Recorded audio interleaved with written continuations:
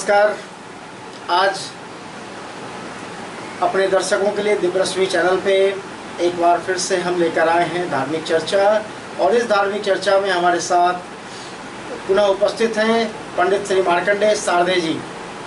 आज इनसे चर्चा करेंगे कि अनंत चतुर्दशी व्रत की कथा क्या है, कैसे व्रत का विधान है, कैसे पूजा की जाती है और क्या इसका नियम है।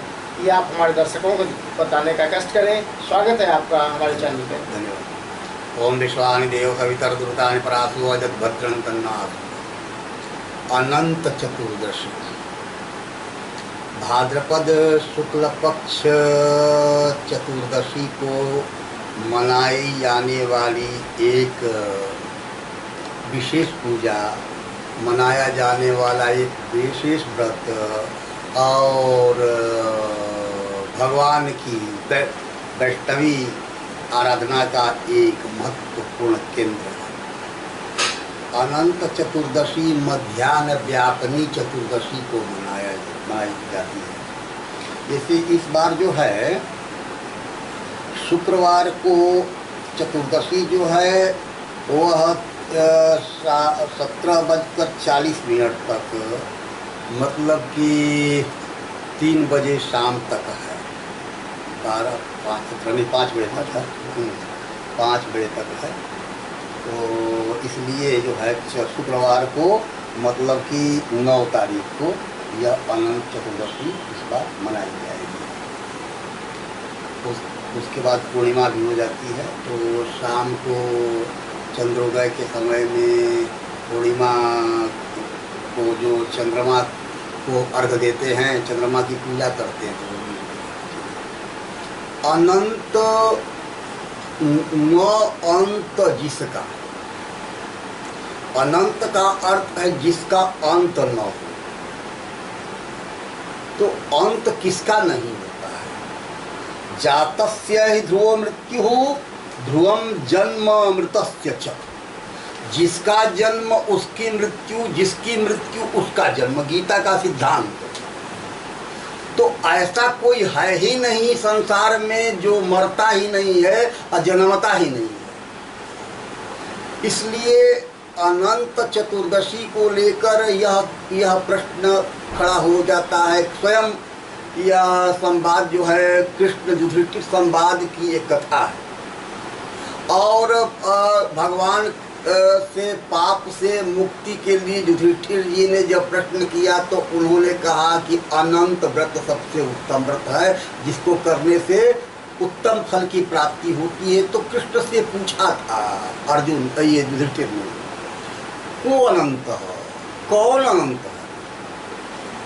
अनंत का, अनंत पर्यायवाची शब्दों में देखिएगा तो अनंत का मतलब होता है शेषनाग, अनंत का अर्थ होता है बासुकीनाग, अनंत का अर्थ होता है विष्णु, अनंत का अर्थ होता है ये ब्रह्म। क्योंकि ब्रह्म का ही अंत, वास्तव में ब्रह्म का ही अंत नहीं होता है। इसीलिए कहा गया है कि ब्रह्म सत्यम जगन मिथ्या। ब्रह्म ही सत्य है, संसार मिथ्या है। तो इसलिए वहाँ पर प्रश्न किया तो उन्होंने कहा कि अहम अनंत है। कृष्ण ने कहा था कि मैं ही अनंत हूं।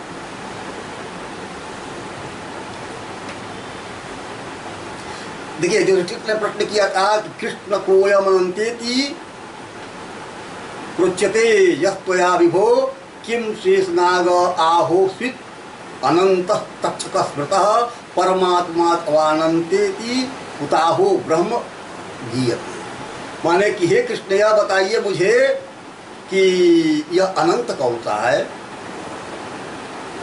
क्या यह शेषनाग है, क्या यह तक्षक है, क्या यह परमात्मा का वाचक है या ब्रह्म का वाचक है, आखिर कौन सा है।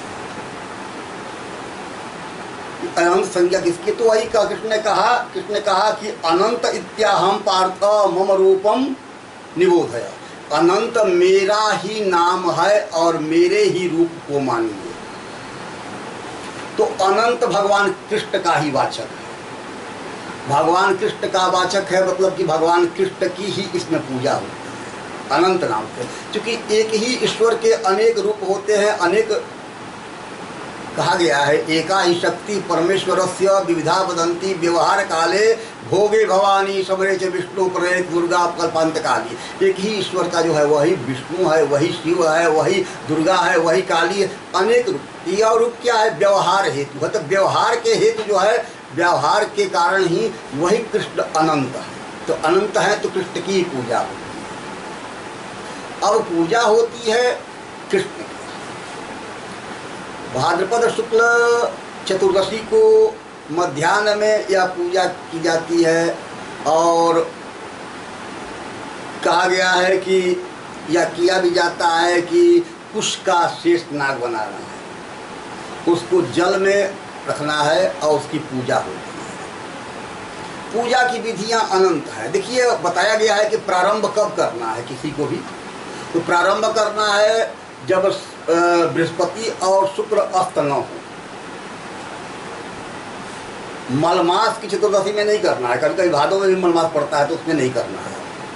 और तो इस समय तो मैंने उत्तम समय में प्रारंभ करें। 14 वर्षों तक यह पूजा करनी है, उसके बाद उद्यापन कर सकते हैं।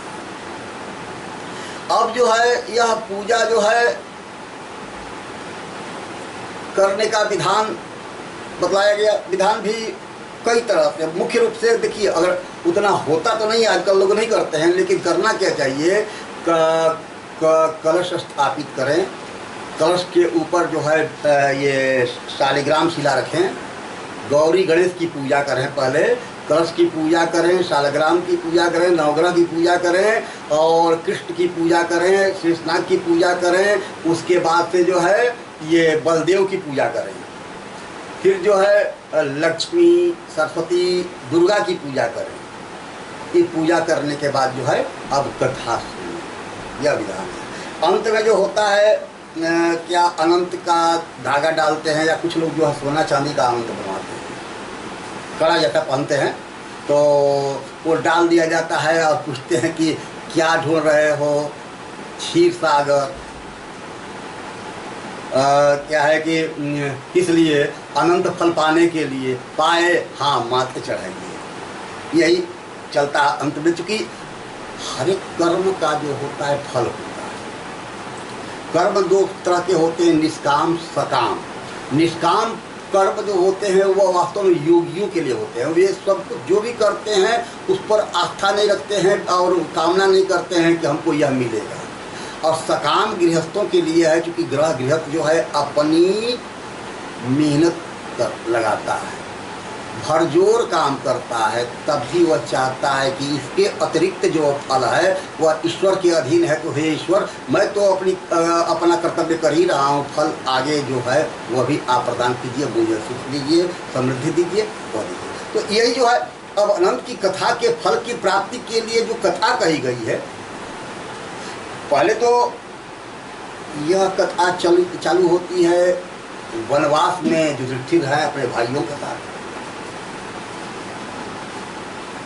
धर्म का आचरण करते हैं, तब भी कष्ट में है। उन्होंने कृष्ण से पूछा कि ये राज्य पाने का उपाय क्या है, तो उन्होंने कहा कि अनंत कीजिए। तो अनंत क्या है यह प्रश्न आया। अनंत कैसे करना है कि विधि जो है वह बताते हैं कि एक कौंडिन्य ऋषि थे।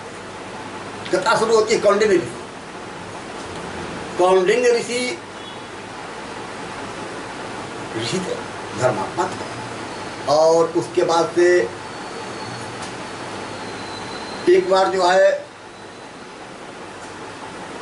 वह कन्या याचना के लिए एक ऋषि के यहाँ गए। उस ऋषि की पत्नी जो थी मर गई थी, नाम बोल रहा हूँ, ऋषि की पत्नी मर गई थी। मर गई थी, ज्वर से पीड़ित थी, मर गई थी, टाइफाइड हो गया होगा या जो भी काला ज्वर कहा गया है, तो मर गई थी। उसके बाद से जो है वह, उसकी एक बेटी थी। बाद में ऋषि ने दूसरी शादी की और उस बेटी का नाम था शीला। शीला शीलवती बेटी थी। वह घर को साफ सुथरा रखती थी वह दरवाजे पर शंख कमल आदि स्वस्तिक आदि बनाया करती थी। माने घर को चकाचक करती थी, स्वच्छ रखती थी, पवित्र रखती थी और सहेज कर रखती थी। लेकिन उसकी विमाता आई, विमाता आई और विमाता का नाम था दुःशीला। देखिए प्रायः संस्कृत की कथाओं में देखिएगा कि पात्रों का चयन वैसा ही किया गया, नाम भी वैसा ही रखा गया जैसा कि उसका चरित्र है। तो वहाँ क्या कहा गया, कहानी की कथा जो है बहुत पहले मैंने कही है और पढ़ी है। इधर करीब 10-15 वर्ष 20 वर्ष तो मुझे नहीं लगता है कि कथा कही है पढ़ी है, लेकिन वही कथा कुछ क्रम में इधर उधर इसलिए कुछ कहीं कहीं है अंतर आएगा, लेकिन मैं कथा का सार जरूर कहूँगा। तो कहता है दुःशीला कर्कशा चंडी नित्यम कलहकारिणी। वो दुःशीला थी, कर्कशा थी और लोग कलहकारिणी थी। वो हमेशा झगड़ा लड़ाई किया करती थी। इधर बेटी जो थी एकदम सुशील थी। अंत में ऋषि कौंडिन्य जब जाते हैं कन्या की याचना के लिए, तो वह ऋषि अपनी कन्या का विवाह कौंडिन्य ऋषि के साथ करते हैं और कन्या धन होता है। आज जिसको दहेज कह रहे हैं, और देखिए और रूप परिवर्तन होने के कारण उसका रूप भी भयंकर हो गया। जिसको दहेज आज कहा जा रहा है वो भयंकर रूप धारण कर लिया है, लेकिन कन्यादाय के रूप में पहले था। हाँ, जो चूंकि बेटी है तो उसके निमित्त कुछ है। आप एक बात समझिएगा कि जो भी दान करते हैं, 1000 रुपये का सामान दान करते हैं, तो उसके निमित्त 100 रुपया आपको उपदान करना है, दशांश दान करना है। कन्यादान के साथ भी उपदान है, यही जो है कन्याधन है। तो कन्याधन के साथ उन्होंने कहा, पत्नी से कहा कि अरे कुछ देना है, दहेज दान के रूप में कुछ देना है। तो कहा कि समूचा पैसा वाला जो पैसे वाले जगह जो थी या बक्सा उक्सा हटा दिया तुरंत किनारा। कहा कि है क्या घर में, कुछ नहीं है, कोई बात नहीं। बेटी और दामाद चले पड़े, बैलगाड़ी पर बैठ करके चल पड़े। अब एक सवाल पैदा होता है, देखिए यह सवाल पैदा होता है कि क्या भादों के महीना में शादी हुई थी? चूंकि शीला जब अपने पति के साथ बैलगाड़ी पर सवार होकर जाती है तो आगे देखती है जमुना के किनारे स्त्रियां जो है पूजा कर रही हैं। रंग साड़ी पहनी हुई, लाल साड़ी पहनी हुई, रंग बिरंगी साड़ी पहनी हुई है, या पूजा कर रही है। सवाल होता है कि क्या भादों के महीने में, भादों के महीना में हमारे यहाँ शादी नहीं होती है, विवाह नहीं होता है हमारे यहाँ। लेकिन 8 तरह के जो विवाह हैं उसमें मुझे लगता है कि देव जो हम लोग के यहाँ विवाह चलता है वो उसका नाम है ब्राह्मण विवाह। एक देव विवाह है, जैसे कि पहले होता तो क्या था कि ब्राह्मण ने यज्ञ कराया, किसी के यहाँ पूजा कराई और उसी में अपनी कन्या दान कर दी राजा ने, तो वह दैव विवाह था। और उसके बाद आर्ष विवाह जो है, ऋषियों का विवाह जो है, वह मुझे लगता है कि उसमें कहीं मैंने कि सामयिक विधान नहीं है कि समय ऐसा ऐसा करना है। और तो उसी में आर्ष विवाह हुआ होगा और ऋषि जो है लेकर चले हैं। तो यमुना के किनारे जो है स्त्रियां पूजा कर रही हैं। गाड़ी को विश्राम दिया गया, बैलों को विश्राम दिया गया और उसी में इसने देखा कि कोई स्त्रियां वहाँ पर आगे स्त्रियां किनारे पूजा कर रही हैं। उनके पास गई और प्रणाम करके पूछा, बहनों आप लोग कौन सी पूजा कर रही हैं? उन्होंने कहा कि हम अनंत की पूजा कर रहे हैं। क्या फल है? धन धान्य की प्राप्ति होती है, संपन्नता आती है। उन्होंने कहा कि उन्होंने भी पूजा की, उनके पास जो पुआ था, कुछ पुआ हुआ था, उसी पुआ को लेकर के मैंने पूजा कर ली। और उसके बाद से अनंत का धागा जो है, 14 गांठ का धागा जो होता है, चतुर्दशी और 14 गांठ जो है उसके धागा को बांध लिया, गाड़ी पर आकर बैठी। उसके बाद से पति ने देखा कि ये तो घर पर आई, तो घर पर आई तो घर में सुख समृद्धि का विस्तार होने लगा। घर में खुशहाली छाने लगी। कहते हैं कि किसी किसी लड़की का जो है पैर जो है बहुत शुभ होता है। उस शीला का पैर शुभ था, घर में समृद्धि आई। लेकिन पति का ध्यान एक दिन उसकी बाई भुजा पर जो बंधा हुआ था धागा डोरक, उस पर गया। कहा कि शीला, ये क्या है तुम्हारे हाथ में? लगता है तुम मुझे वश में करने के लिए यह धागा बांध कर बैठी। उससे तुरंत पकड़ा और तोड़ करके आग कुंड जल रहा था उसे फेंक दिया। यह संपन्नता का नशा है। जब लक्ष्मी आदि आती है तो उसका वाहन भी साथ ही रहता है और वाहन की बुद्धि जो है तुरंत आदमी को घेर लेती है और आदमी को उल्टा सूझने लगता है। संपन्नता तो आई, लेकिन उसने धागा को तोड़ दिया, आग में डाल दिया। उस शीला ने तुरंत जो है उसको निकाला और दूध में डालकर उसको ठंडा किया। लेकिन कहते हैं 3 दिन में, 3 पक्ष में, 3 महीना में या 3 वर्ष में जो भी हम करते हैं उसका परिणाम यही मिल जाता है। त्रिभिर्वर्षे त्रिभिर्मासे त्रिभिर्पक्षे त्रिभिर्दिनी अत्युत्कटहि पाप पुण्य यही वह फलमस्तुते। 3 दिन में, 3 पक्ष में, 3 महीना में, 3 वर्ष में फल मिल जाता है।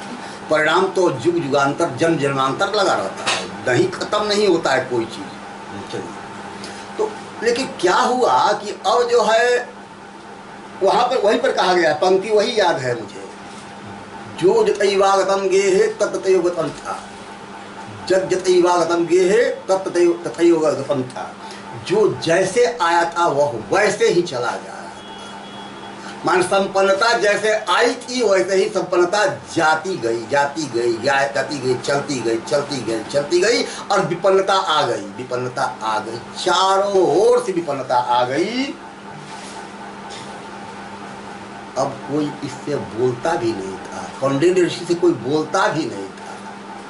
कोई समादर क्या करेगा, बोलता भर बात नहीं कोई करता था। यह स्थिति आ गई। एक दिन पति पत्नी दोनों की मैत्री ही होती है और मंत्रणा भी परिवार में सबसे अधिक आपस में अगर मंत्रणा करनी है तो पत्नी से बढ़कर कोई नहीं होता है और पति से बढ़कर कोई नहीं होता है। तो पति ने कहा कि शीला देखो ना, ये क्या हो गया है कि अब कोई मुझसे बोलता भी नहीं है, सारी संपन्नताएं गायब हो गई हैं, गायें हट गई, सब जो भी घर में था धन सब गायब। क्या? उसने कहा कि आपने अनंत के धागे को तोड़ दिया था, उसी का परिणाम। तब उसने कहा कि आप प्रायश्चित कीजिए। प्रायश्चित करने के लिए उन्होंने प्रतिज्ञा की कि जब तक अनंत भगवान मुझे नहीं मिल जाएंगे तब तक मैं अन्न जल ग्रहण नहीं करूंगा। इतना कह करके वह जंगल की ओर निकल पड़े। देखिए, कथाएं केवल कथाएं नहीं है, उनमें सीख है। आगे उनको आम का पेड़ मिलता है, और उन्होंने देखा कि आम का पेड़ लगा हुआ फला हुआ है, लेकिन सभी फलों में कीड़े लगे हुए हैं। कोई पशु पक्षी भी नहीं खा रहा है, आदमी कहाँ पे खाएगा। उस पेड़ से उसने पूछा, ऋषि ने पूछा कि क्या आपने अनंत को देखा है? उन्होंने कहा कि नहीं। आगे पुष्करणी मिलती है, 2 पुष्करणियां हैं, एक का जल उसमें दोनों में कमल का लहर है, लेकिन जल इधर का उधर ही जा रहा है। आगे गाय और बछड़ा है, लेकिन गाय जो है एकदम ठठरी है, दूब लगी हुई है, घास लगी है, लेकिन चर नहीं पाती। इस तरह से बढ़ते हुए कथा बढ़ती जाती है। अंत में ऋषि को लगता है कि अब मुझे अनंत के दर्शन नहीं होंगे। उन्होंने पेड़ पर से अपने गमछे को पेड़ की डाल में अपने गमछे को बांधा और सोचा यहीं से फांसी लगा करके मर जाऊंगा, आप तो अनंत के दर्शन नहीं होंगे। तब एक बूढ़ा आदमी कहा कि आपने अनंत भगवान को देखा? जिससे पूछता था वो उसको बताता नहीं। तो अंत में वो बूढ़ा आदमी आना का आओ चलो, उसको पकड़ करके ले गया गुफा में, और गुफा में ही अनंत भगवान के दर्शन हुए। उसके बाद से उन्होंने कहा तो पूजा की विधि बतलाई और कहा कि तो उनको कि आप जाइए और 14 वर्षों तक यह व्रत कीजिए। इस व्रत के प्रभाव से आपके सारे धन जो है लौट आएंगी, आपकी विपन्नता संपन्नता में पुनः बदल जाएगी। उन्होंने प्रश्न किया कि मैंने ये देखा, वह क्या था? तो एक तो पहले आम के पेड़ की बात आई है।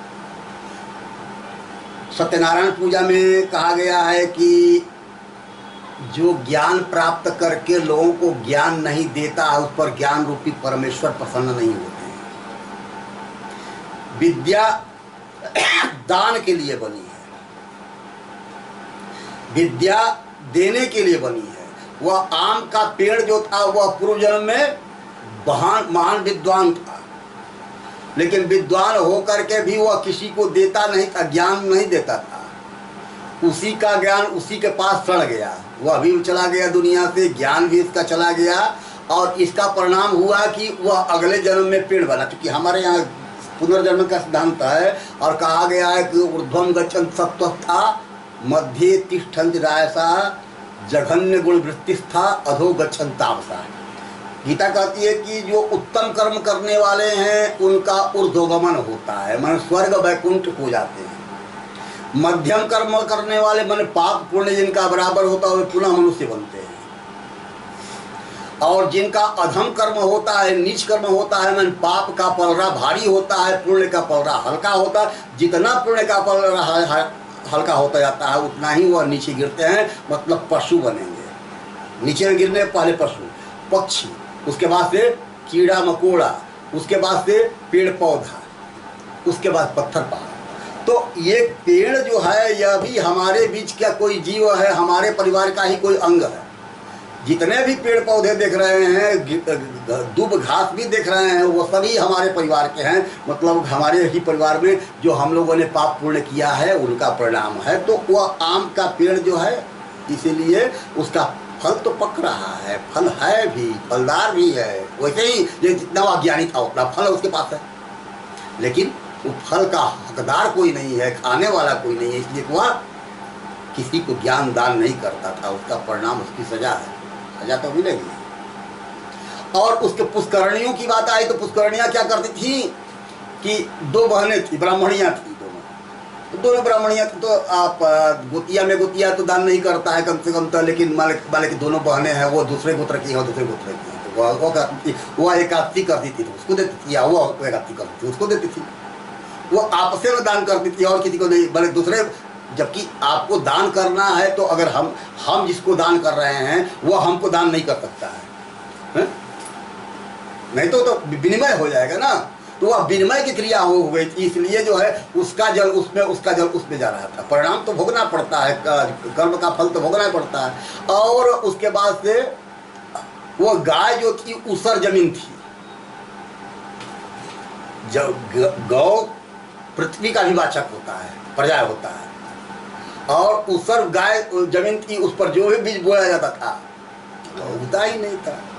तो उसी की सजा उसको, उस गाय को मिल रही है कि दूब लगी हुई है, घास लगी हुई है, हरी हरी, खा नहीं पा रही है, ठठरी है। तो यह फल है। तो वही कहा कि ऐसा परिणाम है, और इसलिए इस व्रत को करना चाहिए। देखिए अनंत व्रत जो है वह विष्णु का ही व्रत है, और इस व्रत करने से युधिष्ठिर को भी कृष्ण ने कहा कि आप इस व्रत को कीजिएगा तो आपको राज्य की प्राप्ति होगी। तो कहने का मतलब है कि आपको सकाम भक्ति भी करनी है। एक तो कहते हैं कि बाल भगवान है, यह बाल भगवान के मतलब दोपहर में आपको पूजा करनी है, उसके बाद पूरा खाना है। तो आपको तो व्रत भी अधिक नहीं करना है, माने एकदम खाली पेट तो रहना नहीं है। तो इसलिए आराम से जो है व्रत कीजिए, पूजा कीजिए और भगवान की आराधना कीजिए अनंत फल की प्राप्ति के लिए। सकाम भक्ति ही सही, सकाम भक्ति ही कीजिए और इससे मनोवांछित फल की प्राप्ति होती है। क्योंकि इस पर भगवान ने कहा है, और युधिष्ठिर को भी यह दवा बताई है उन्होंने और आपने परिणाम भी देख लिया। और अनंत भगवान का जो है पापो हम पाप करवा हम, कितना बढ़िया प्रश्न करता है, अति अति स्तुति करता है। सबसे आसान स्तुति जो है वही कौंडिन्य ऋषि करते हैं, कहते हैं कि पापो हम पाप करवा हम पाप आत्मा पाप संभवा त्राहि माम पुंडरीकाक्ष सर्व पाप हरो भव। मैं पापी हूँ, मैं पाप कर्म करने वाला हूँ, अब पाप से ही उत्पत्ति हुई है मेरी, पापों से मुक्ति करने वाले आप ही हैं, इसलिए मेरी रक्षा कीजिए। त्राहि माम शरणागतम, शरणागति भक्ति है, इसी भक्ति से जो है पूजा करें। और पूजा का कोई भी सत्कर्म का फल सत्कर्म ही होता है, सत्कर्म का फल दुष्कर्म नहीं होता है। हाँ, सकाम है तो सका कामनाएं पूरी होती हैं, कभी कभी कामनाओं की पूर्ति में देर होती है। जैसे युधिष्ठिर ने सदाचार का मार्ग ही अपनाया लेकिन बहुत दिनों कष्ट सहना ही पड़ा उनको। तो क्या वो दुष्कर्म का मार्ग अपनाया जाए? नहीं, सत्कर्म कीजिए, सत्कर्म में रहिए, सत्कर्म का आचरण कीजिए। उसी में सत्कर्म में ही, क्योंकि ईश्वर ही सत्य है और संसार मिथ्या है और सत्य ही ईश्वर है, और इसलिए अनंत व्रत जो है अनंत फल देने वाला है। अनंत फल की प्राप्ति के लिए यह व्रत करें, यह पूजा करें, मेरी यही मानता है, मेरी यही भावना है। और इसी में भगवान अनंत को प्रणाम है, अनंत को नमस्कार। धन्यवाद आपका, आपने हमारे दर्शकों को अच्छी जानकारियाँ दी। आशा है इससे हमारे दर्शक लाभान्वित होंगे और इस प्रकार के लगातार वीडियो को देखने के लिए हमारे चैनल को लाइक, सब्सक्राइब, शेयर ज़रूर करें। आपको अगर वीडियो अच्छा लगता है तो आप शेयर भी करें, जिससे और भी लोग लाभान्वित हो सकें।